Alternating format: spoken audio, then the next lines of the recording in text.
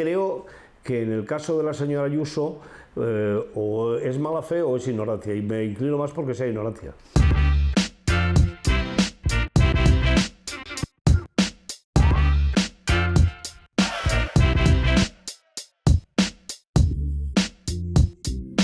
Bueno, eso siempre depende con quién lo compares, ¿no?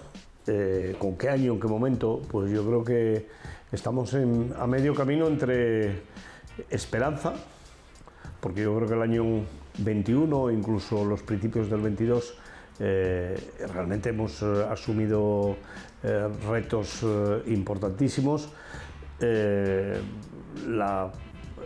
Los efectos de la reforma laboral están siendo extraordinariamente positivos, más allá incluso de lo que podríamos haber pensado en un primer momento, pero a la vez también con preocupación, porque la crisis abierta después de la invasión de Ucrania pues genera muchas incertidumbres y con una inflación que hace que haya una pérdida de poder adquisitivo y por lo tanto de nivel de vida de los trabajadores y las trabajadoras de este país muy importante.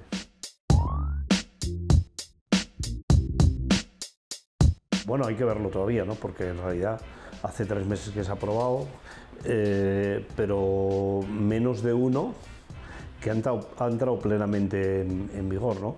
Y yo creo que estamos ante el cambio más importante que se han dado las relaciones laborales en nuestro país desde los años 80, es decir, ningún cambio ha sido de tal profundidad como esto, por lo que hace referencia a la contratación. En ese sentido, a mí me parece que estamos en una puerta abierta que creo que hay que ir asumiendo poco a poco, digiriendo pasar de 0 a 100, que digo yo, es decir, pasar de una conversión de contratos indefinidos del 4 o 6% depende del mes, a yo creo que más del 50% que va a haber en el mes de abril, y eso necesita tiempo y necesita también que las empresas vayan asumiendo esta nueva dimensión.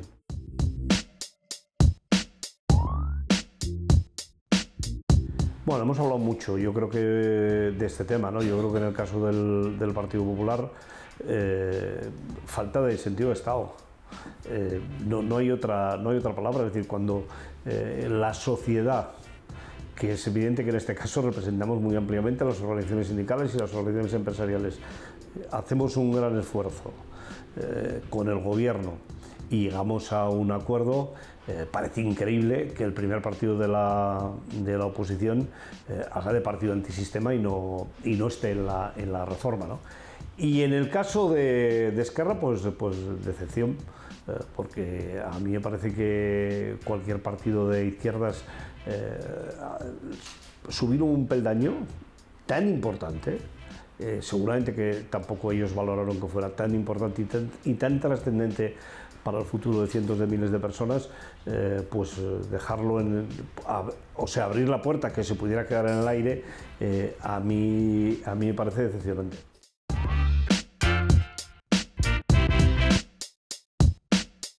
El mantener un salario mínimo interprofesional tan bajo, lo que impide es que el país se actualice tecnológicamente, que suba la productividad en términos, digamos, empresariales y en términos sociales, que las personas puedan vivir en mejores condiciones, y eso creo que hoy es poco discutible.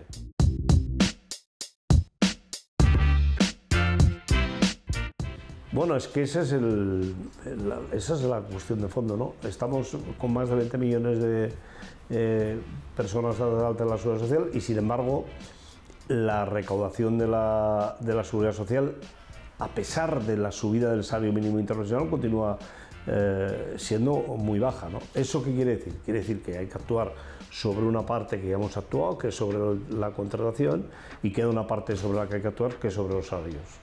España tiene los salarios muy bajos. Solo hace falta mirar el salario mínimo interprofesional para darnos cuenta hasta qué punto Alemania tiene 1.500 euros, Francia está en el mismo sentido y todos piensan en hacer, todos los países tienen la previsión de hacer aumentos muy altos del salario mínimo interprofesional. Eso es lo que falta realmente para que las relaciones laborales en nuestro país sean unas relaciones homologables a las del continente europeo.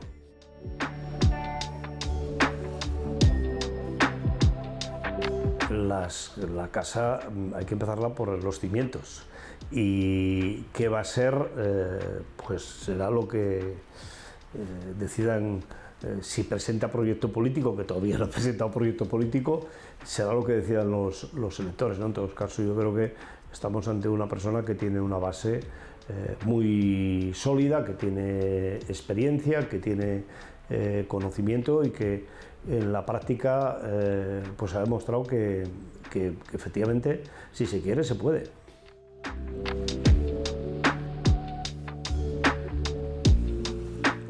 Pues sencillamente que es un ignorante. Es decir, las frases hechas, repetidas 2000 veces, continúan siendo frases hechas y continúa siendo una opinión de alguien que en su vida se ha acercado a un sindicato ni se ha acercado a un liberado sindical. Ser liberado sindical seguramente que es el trabajo más noble que se puede hacer hoy en nuestro país. Los liberados sindicales dedican normalmente el doble de la jornada que trabajarían en su puesto de trabajo, con un único afán, que es mejorar la vida colectiva de los trabajadores y de las trabajadoras.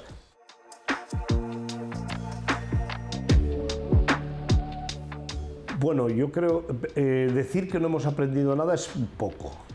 Yo creo que hay una indecencia importante de aquellas administraciones que cuando teníamos una necesidad imperiosa se hizo un reclamo, que acudieron profesionales de todo el país, pues igual por un contrato de 6 meses, que sabían que se estaba jugando la vida, que igual no tenían por qué hacerlo, y el pago que hacemos a esos profesionales es, en el caso de la Comunidad de Madrid, casi ponerles la maleta en la puerta de la habitación del hotel y decirles cuando se acaban los 6 meses de contrato, iros, ¿no? A mí me parece realmente indecente. Esa es la palabra que hay que utilizar. Pero además, el sistema sanitario español, no solo el madrileño, el español en general necesita más profesionales. Porque antes de empezar la pandemia ya se habían hecho recortes brutales en el sistema de salud durante la crisis del año 2008 y los recortes presupuestarios que vinieron después de la crisis.